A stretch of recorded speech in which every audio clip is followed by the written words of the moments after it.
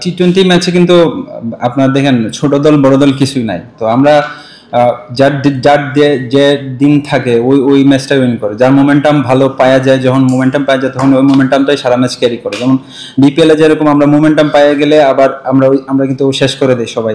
তো এরকম আর কি, ধরুন কেউ তো হারতে চায় না, হারার জন্য তো কেউ যায় না খেলার মধ্যে। তো এখানে হচ্ছে মোমেন্টাম হয়তো আমরা পাই না, এই জন্য হয়তো হারিয়ে গেছে। বাট ওভারঅল সামনে পাকিস্তান সিরিজ আসে, ইনশাল্লাহ আমরা আবার কামব্যাক করবো। আলহামদুলিল্লাহ ভালো। আমি সবসময় চ্যালেঞ্জ নিতে পছন্দ করি, তো আমার কাছে ফিল হয় নাই যে ওরকমভাবে আমাকে টায়ার্ডও লাগে নাই। তো আলহামদুলিল্লাহ ভালো লাগতেছে।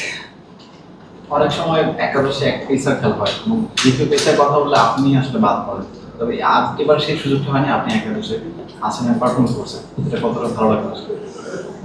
দেখেন এগুলো তো ম্যানেজমেন্টের ব্যাপার, কে খেলবে না খেলবে। বাট আমি যেখানে খেলি চেষ্টা করি যে সবসময় আমার নিজেরটা সেরাটা দেওয়ার। আমি যদি সুযোগ পাই 5 জনের মধ্যে একজন হই, তাও আমি ভালো খেলার চেষ্টা করি, একা খেললেও ভালো খেলার চেষ্টা করি।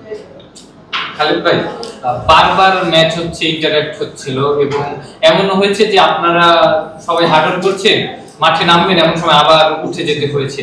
এই ধরনের ম্যাচ তো বৃষ্টির সিজনে, এই ধরনের ঘটনা তো বৃষ্টির সিজনে নিয়মিত ঘটে যে বারবার উঠে যেতে হয়। এই ধরনের প্র্যাকটিস কি আপনারা অনুশীলনে কখনো করা হয় যে বৃষ্টি বিঘ্নিত ম্যাচ হলে আমরা কি ধরনের বোলিং করব? হ্যাঁ অবশ্যই। আমরা দেখেন ফার্স্ট টেস্টে যখন সিলেটে খেলি তখন এরকম সমস্যা হইতেছিল বারবার। তখন আমরা অনেকদিন প্রায় পাইছিলাম যে লাল বলে প্র্যাকটিস করা, তখন বৃষ্টি হইতেছিল, ম্যাচের প্র্যাকটিসের মধ্যে আবারও হইতেছিল। বাট আমরা প্র্যাকটিস অফ করি নাই, আমার কোচের ইনস্ট্রাকশন ছিল যে প্র্যাকটিস অফ হবে না, এরকম ইন্টারাপ্টেড ম্যাচ হবে সবসময় এই বৃষ্টির দিনে, তো আমরা এটা যাতে ইউজ টু হয়। তো ওই সময় আমার মাইন্ডসেট থাকে যে আমি আবার কেমনে আবার আমার জায়গায় ফিরে আসবো। তো এগুলো কি একটা সমস্যা হয়, বাট এটা অ্যাডজাস্ট করছি আমরা প্র্যাকটিসে, বাট আমার সমস্যা হচ্ছে না এখন অ্যাডজাস্ট হইতে। আপনারা প্র্যাকটিস করেছেন, প্ল্যানটা কি থাকে কোচদের থেকে যে ওই সময়ে আপনি কি ধরনের বোলিং করবেন, ব্যাটাররা কি ধরনের? হ্যাঁ দেখেন ওই সময় আমরা যখন নামি আবার ব্যাটসম্যানটা আবার নতুন করে সেট হইতেছে, যে আমি আমার যে গুড লেন্থ বা টেস্ট লেন্থে আমার বল আবার এই জায়গা থেকে স্টার্ট করা, এই প্র্যাকটিসগুলোই বেশিরভাগ করা হয়। যখন ব্যাটসম্যানরা আসে, ব্যাটসম্যানটা আবার নতুন করে সেট হইতে হবে, আবার 20টা বল খেলতে হবে, 10টা বল খেলতে হবে। তো ওই পজিশনে থাকলে যে কোনো ব্যাটসম্যান, আমাদের ব্যাটসম্যানই সমস্যা হয়। তো আমার কাছে ওইখানেও যখন প্র্যাকটিস হইতেছিল তখন অনেকবার অনেকে আউট হইতেছিল, তো এটা ইউজ টু হয়ে গেছে আর কি সবাই।